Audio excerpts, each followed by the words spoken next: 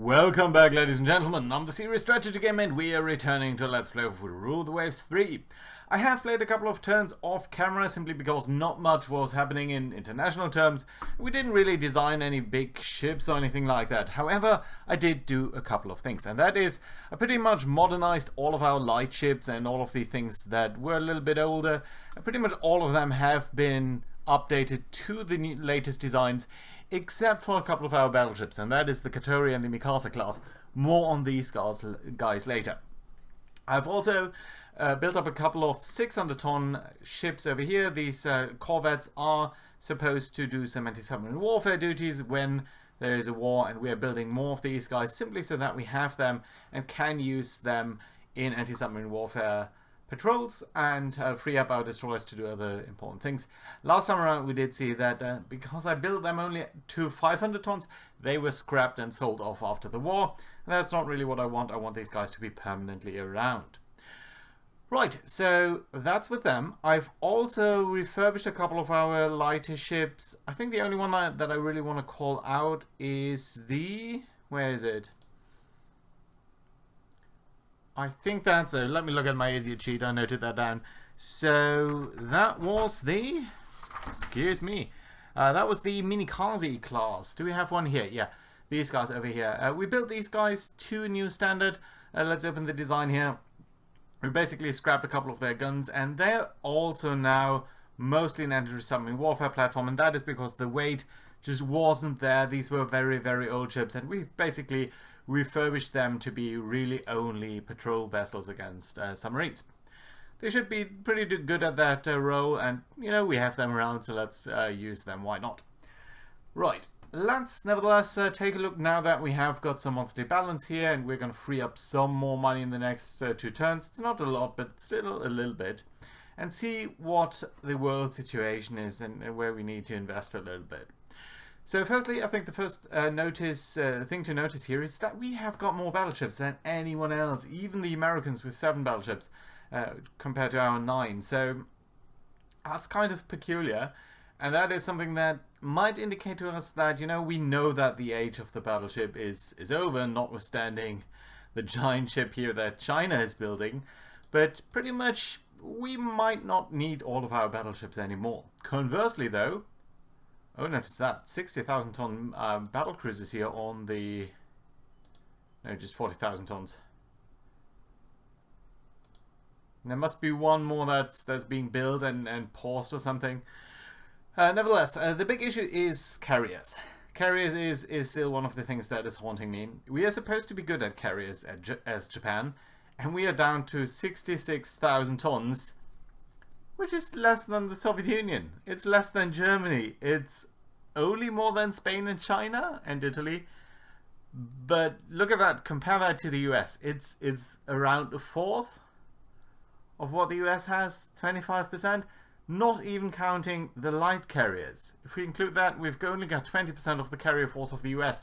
And the US carriers are fantastic. They're carrying 100 aircraft each. Ours are only carrying 40 or 90. So yeah, we definitely need more carriers, and that is something that we need to be doing.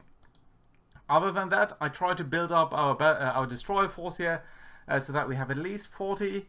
That puts us a little bit more in line with our budget and the overall force dispositions. I think that's going to be good. I would like some more light cruisers. I would like more heavy cruisers, but we can't have everything at the same time. So yeah, let's really focus on the carriers. And one thing that I would want to do then is design a new carrier, but also take a critical look here at our battleships. Let's open this design here for rebuild. These guys are not very good battleships. They're only driving 90 knots, so that's really, really slow. They could go 21 if we refurbish their machinery. They could go even faster than that if we were really serious about that.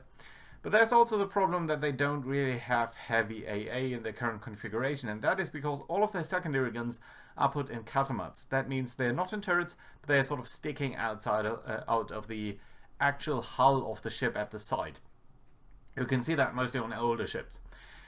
These guys can of course not be used in a dual purpose role against enemy air assets because they don't have the elevation. So we would need to get these guys into turrets, But the fact that we have this centerline turret here means that the blast of these guys would disrupt any turrets that we would have in this, any secondary turrets that we have in this center. So that would give us a minus 20% rate of fire decrease, which of course would be terrible to use against enemy air assets, where a rate of fire is really one of the most important things.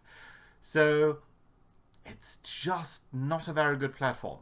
What we could do is what we've done with this ship over here. So we have redesigned that, and we have... No, sorry, that's not actually true. What we have done, for example, with the Mikasa class, where we have ripped out the turrets in the center, and you can see we have replaced them with a lot of secondaries here, and that actually gives us some heavy AA. Now, heavy AA is something that you don't technically need. It's only there to fire at enemy aircraft before they're making their attack, so that's good, but medium AA does that too. What heavy AA does in addition to that is it can support adjacent ships. So ships that are close to you, your heavy AA will be used to defend them too. And the thing is, for capital ships, it's not really technically required, especially if you have battleships that are already targets. You don't necessarily need to provide fire to anyone else. If you are the target already, you would be fine with medium AA guns. Now, that's on the one hand true, but on the other hand, these big platforms are one of the best sources of heavy AA effectors, and since we are typically using them in divisions where it's like 3 of them supporting each other, I think it does make sense to use heavy AA, and this sort of just doesn't work. Now, a refurbishment like the Mikasa might be possible, so that would reduce their guns by a lot. We'd lose one of their turrets. We would gain some heavy AA capabilities. It would cost us a lot because we'd need to swap out all of these guns here. And we'd probably also need to swap out the engine. But even then, we would only have a ship that drives like 19, 21 knots. And I think for a battleship, we've seen in the last battles how hard-pressed our battleships were to close in with the enemy line to make sure that we've got the tactical superiority, that we can influence the way that the battle flows. And I just don't see that for these ships anymore. So with that sort of long introduction, I'm going to hit this button here, which is surprisingly at the graphics, but it does do an auto-carrier conversion. And that means that this ship is that we are taking the hull, that we're getting rid of all of the superstructure, and that we are rebuilding it as a carrier. The game designs 4-inch guns, that's fine, quality 1. Dual purpose, increased elevation. We can get rid of the secondary director, so that also saves us some weight there. I would like more rounds per gun, but this already is a much better design. Heavy AA effect of 36. I think we can go to 42 if we get more directors. That's nice. Let's get a nice round 16 medium AA guns. I think these are 22 millimeters, but I could be mistaken. Right, we've got a flight deck, we need deck edge lifts, we do need catapults. I think 2 catapults are fine, that gives us more spotting. And at that point we can simply dial up the engine, the aircraft capabilities. So already with that sort of easy conversion, we would have an aircraft carrier capable of carrying 65 aircraft. Decent AA configuration, but the issue is still, of course, it's incredibly slow. Now, for carriers, it's still bad, and historically a carrier running only 21 knots, that would be devastatingly bad, but I think it might just work. It might just work because your main weapon are the aircraft. And the aircraft can travel much, much faster and much, much further. You'd not be well suited to running away from an enemy carrier. You'd not be very well suited for a very long engagement, but you would be something that we have, and at this point you're only costing us around 20 million. The issue is I think you'd only be running 19 knots, so we should really replace the machinery, which will drive up these costs. And I think we do want to go for oil, that drives up costs even further, but it also saves up some weight, and that weight can be either put into more speed, but that costs us 3 million per knot, or into more aircraft, which I think is exactly what we're going to do.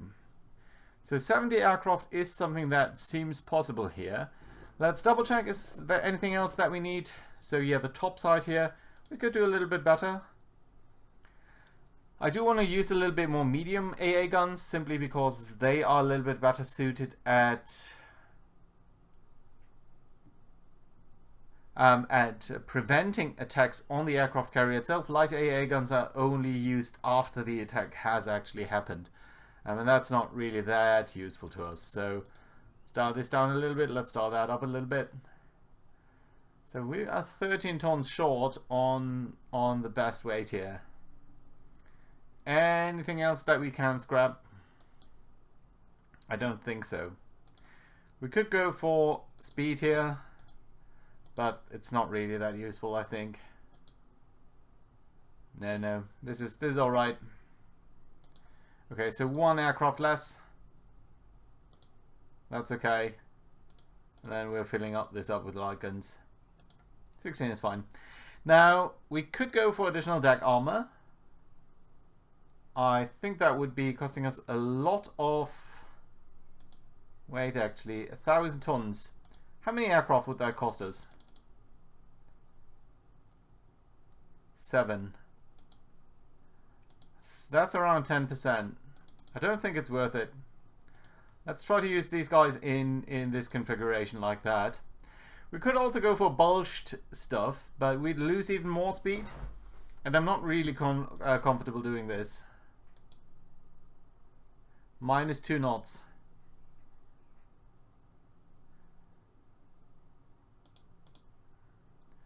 It would work. Curiously enough, it would work.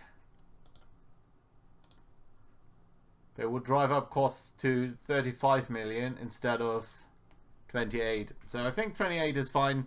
These guys are not supposed to last long into the future. They're supposed to be a stopgap measure. I'm very concerned here about the torpedo defenses. Only level 1, no bulged stuff. That's going to be critical. And you're not very fast, so you are very, very susceptible to enemy torpedo attacks. So we're probably going to set up a lot of fighters for you guys, but I think it's still a good design. Let's go ahead and, you know what, we're going to dial up the ammo now, because we can. We do have the weight. There we go, 120 shells. That's fine, I'm going to accept that. I do not want to open the rebuild dialog, because I do want to use that for both of these ships here. And we are going to rebuild these ships like so. To this configuration. It's going to take a year, and costs are going to be significant, but not too bad. And then the last one, I think we can keep it for now, because I do want to use the Mitasa here and refurbish it too. So we're going to rebuild this ship to the latest design here. It's going to cost us more money, but we do have that available for now. And more importantly, it's going to take 3 months, and during these 3 months, I do want to keep the last Katori around. After that, we're going to scrap her. There's not going to be a war in the next 3 months, but you know, it's better to be safe than sorry. Oh, nice. We are getting industrial production here. Good, good, good. More corvettes. Some other stuff being finished. Ooh, what do we want to do? Submarines are key to victory. He wants us to build 12 of them. Yeah, okay, let's do it. Anything that gives me more budget, I'm usually going to accept. So we will need to build 12 more submarines. The question is, what types of submarines are we going to get? Currently, we only have normal submarines. We could go with coastal or long range. The issue is, I don't know whether that will count for this mission. SS building. So I think that's normal submarines. Yeah, it's SS. So that means we're going to build 12 of these guys. That's going to be pretty expensive, 2,500, but still, they're going to be useful as well. So I think it's well warranted to do that. Right, costs are going to be an issue here, so let's see what we can do about that. There are a couple of guys who are working up. These guys we're going to put into reserve fleet immediately, because again, they're not going to gain a lot of stuff there. There's going to be one destroyer that has been refurbished. Notice that the only ship in active status is the Akagi, our main carrier here. How long until we are getting significant money? In about 2 turns we're going to get a lot of money, and at that point we'll probably want to start building other stuff. Right, US government is... No. We don't want to sell anything to the Americans, that's for sure. Ooh, reduces horsepower requirements. That's a lovely change here.